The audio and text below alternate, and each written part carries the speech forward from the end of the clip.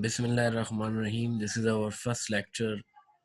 Uh, After this, as we know that before starting this semester, we were taking classes on physical classes on campus, and now due to this again this the second wave of COVID-19, we started our lectures online.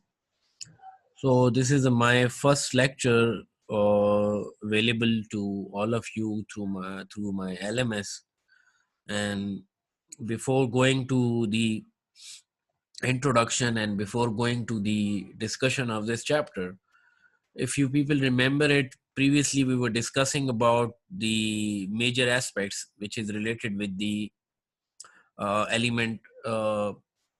The performance management and how this performance management is related with the HRD and the role of the performance management and how performance management is inculcating the meanings, or you can say that is relating with the terms, is uh, relating with the terms, that is how can we link the performance with the major factor, and that is the organizational mission and vision of the. So we are discussing that how organization link the mission, and that mission is how much that mission is important, and we relate that mission, and then we talk about the goals, and then goals is related with the objectives of the organization. So every organization has some balance scorecard, and that balance scorecard sets some parameters for the performance of the individuals and for the organization as well as. So these are the some of the highlights of my previous lecture which I delivered to you people on campus. Now going further, and the other aspects and achieving the other learning outcome for this course, from this course, and that is the making the most of consultancy perspective on the partnership. This is our another chapter relating with the learning outcomes and relating with the course of the HRD, human resource development. Previously, if you remember it, so already I described this consultancy term, or if you relate this consultancy terms or find out in the on the literature. So it's based on internal and external, and to thing is that to enhance individual and organizational effectiveness is comparatively linked, or it's comparatively involved when we're talking about the development part. Whenever we're talking about development part, we linked these things with the internal and external factors of the organization, and then as well as of the individuals. And then the another important thing we discussed is relate with the, you can say that the evolution and the transition. Evolution and the transition means that from trainer to a consultant, what are the various aspects, what are the various steps that organizations can gone through, or organizations can take take the some of the parameters to achieve these or to achieve the objectives. Objectives by objectives we means that recognizes the need for letting go of performing as a trainer and acknowledges transferable uh, competence into the consultancy. Then the other things are the concern with that how organizations might select and use consultants and become more competent in obtaining value from the endeavor. So these are some of the aspects which is very much important whenever you're talking about, as I earlier described you that why we are going for consultancy, and what is the meaning of that consultancy, and these are the aspects related with the internal and external elements. Then moving further, is the thing is that the organization or the individuals use consultants and select and use consultants and become more competent in obtaining value from the purpose, from the reflects and the principles, roles and process, providing the, you can say that, providing the some of the dynamics or some of the stage, or you can say that some of the methods in terms of the critical steps that which can ultimately lead to the creativity and the innovation, and as well as or the value of the dialogue in promoting organizational learning. So these are some of the points. We can say that depending at this point, depending on the perspective and need for the information, is that the bound arises of the territory being explored and can be the considerably important for the organizational and for as the managing change and as far as the individual or interpersonal skills is concerned. So this is some of the background of this chapter, and moving further is that the purpose and the meaning of the of the discussion, or the you can say that the essence of this chapter, as well as we can say that Stenberg in 1989, you can go to this research work by Google and you can find out so many others interaction and so many others elaborations relating with the consultancy, discussing consultation in the context of health and social care practice. And his point is essentially friendly and user-oriented enterprise has tended to be hijacked or surpassed to meet various specialized purposes. The thing is that we can say that the thing is its talk is to meet various specialized purposes, and with this specialized purposes means that there are some of the organization or some of the organizational process which we can relate it in terms of that where the organization cannot cope with the issues. So major thing is that first we need to understand the meaning of the usapt. Usapt mean is that the word usapt here is you seeing that usapt. By usapt we mean that take the position, or you can say that the power importance by illegal terms.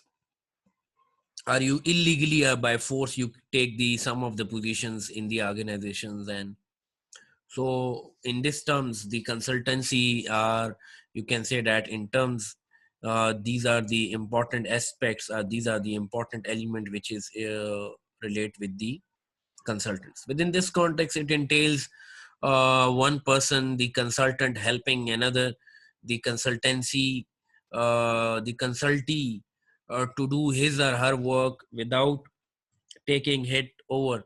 The consultee retains control of work in hand, the methods used, and responsibility for it too. Already we discussed, and already we discussed these things in our the previous course as well. So the thing is that it is the term that is related with the consultants and the client. But here in the terms in the HRD, we can say that the consultant and the consultee. The consultee is the person who is basically using or rendering the services of the organization. You can say that. Purpose and meaning is the another is the that is might be considered more direct consultation, consulting. He argues has always implied giving advice. Some people having special knowledge which when required can be dispensed at a cost to others. So this is another explanations, this is the another definitions by the Margirsons. uh, the thing is that further he elaborate that the concept is however changing rapidly into a set of activities designed to improve things In this sense, consultancy might be applied to a wide range of relationships within an organization, such as it involves relationships between client, organization, and consultants. The role is multifaceted. Or another thing is, further if we elaborate, is that the consultant is basically generic, and the term consultant is basically can be applied to any person or organization that provides advice to a decision maker. Anyone who feels like it can call himself a consultant. If he finds people willing to listen to him, the risk in situation are considerable.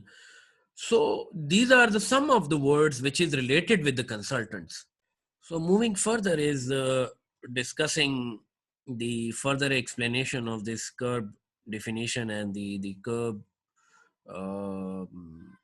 is basically they write a book on the management consultants and discuss about the importance of the consultancy and how this consultancy relate with the organization, and how these consultants can work in the organization, and how these consultants can sort out the issues. And you can say that the concept is to a set of activities designed uh, to improve things. In sense, this consultancy might be applied to a wide range of relationships, and then as well as involve in the relationships between client, organizations, and the consultants. Uh, then the consultant is basically, according to the author, uh, Kuber, or you can say that the QUBR, thus the cities, the sites, the International Labor Organizations, four guiding criteria for selecting a consultant to offer us another insight into the purpose and meaning of consultation. The number one thing is that the consultants offers and provides something that the client is lacking, but wishes to acquire in various areas of business and management: knowledge, expertise, experience, or know-how, which means the technical competencies. And the second thing is that I think this point is no need to elaborate it, as I already discussed with you people during my the campus classes. The consultant is the another point is the consultant is someone who knows how to work with clients in helping to identify and solve their problems. Consulting know-how. The consultant is independent and objective of advisors' independence. The consultant is someone who has chosen to be abide by a professional code of ethics and conduct, professional integrity, uh, relate with the organizations. And then the thing is that the various attempts at defining the purpose of the consultancy, and then as well as necessarily from, you can say that from bad to good, organization is facing problems, organization is lacking in the technical issues, organization is lacking in the, you can say that, as far as the advice is concerned, as far as the trainings is concerned, as far as the development of the infrastructure is concerned, as far as collaborating with the other organization, as well as if organization is lacking in the in developing the links with the others organizations or other industries, if you can say that. So these are some of the elements where a consultants can bridge these factors.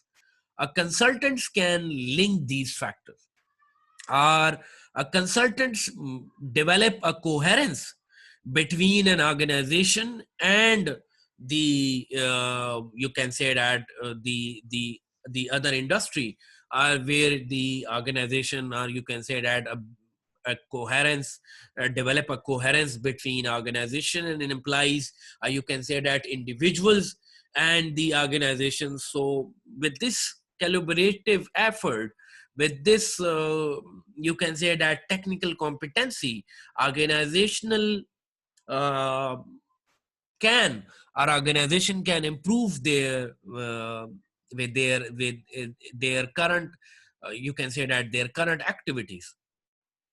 And then other thing is that we growing to the importance of the relationship with, we can say that we moving further, and we can, you can say that considerably clarify the assumptions, perceptions, and the needs of the organization.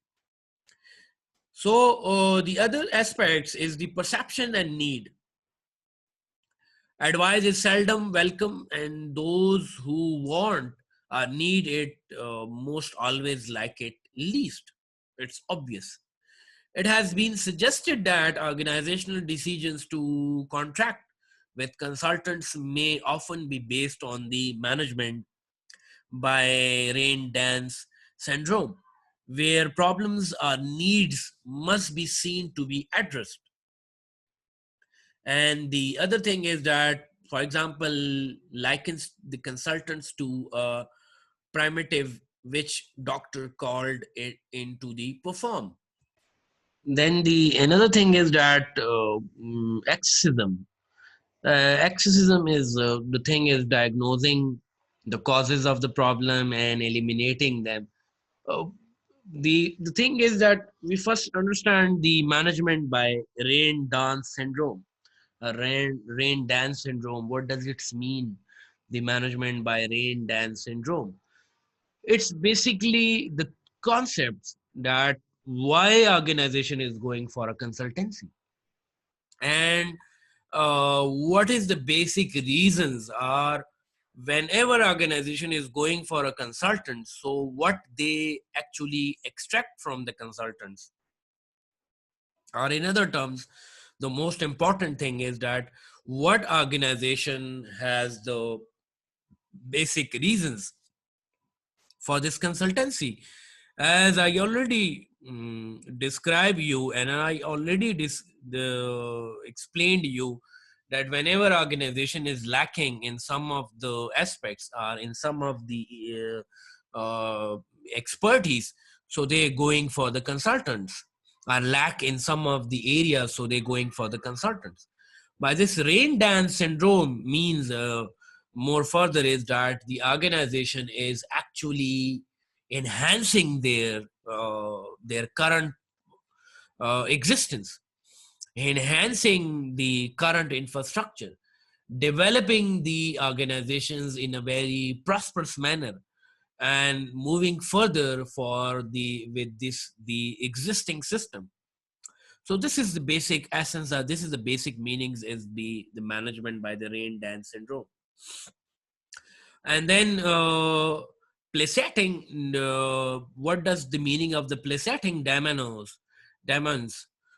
Internal morale building by identifying external or structural dysfunctioning, that by place setting we going further to build up the morale by identifying external or structural dysfunction, if there is any you can say that any dysfunctional, or if there is any lack in the system, so how that can we enhance it, and how can we develop it, or how can we build up.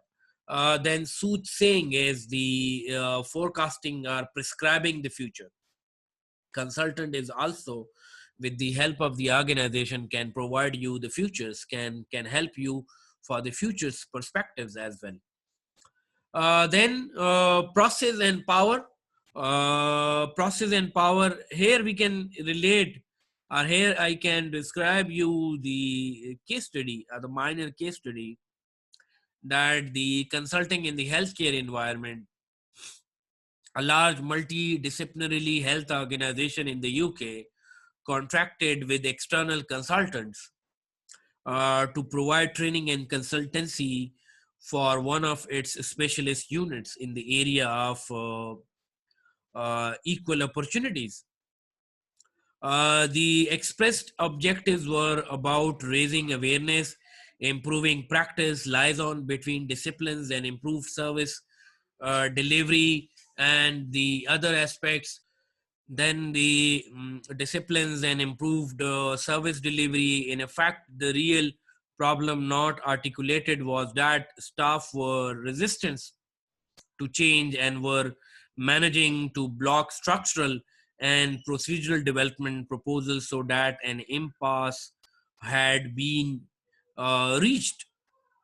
In course of their intervention, the consultants initially placated the dominoes.